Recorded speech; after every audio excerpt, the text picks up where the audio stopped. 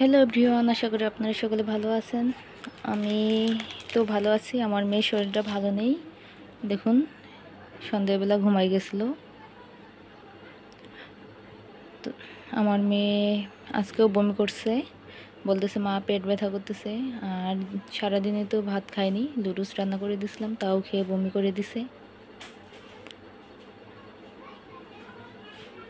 তো ভাত দুপুরবেলা নিছি, সে ভাত খাবে না, বলতেছে মাংস দিয়ে ভাত খাবো।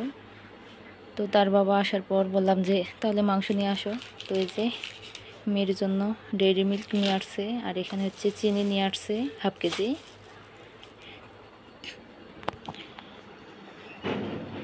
আর আমি এখানে দুধ মুড়ি নিলাম খাওয়ার জন্য এখন।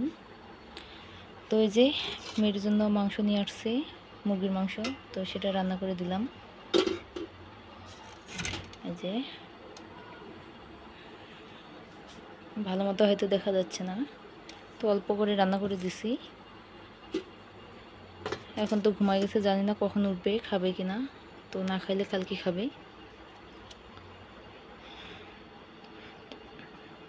সকলে আমার মেয়ের জন্য দোয়া করবেন, আশীর্বাদ করবেন যেন আমার মেয়ে ভালো হয়ে যায়, সুস্থ হয়ে যায়। আমার মেয়ে যেন আগের মতো হাসি খুশিভাবে খেলতে পারে।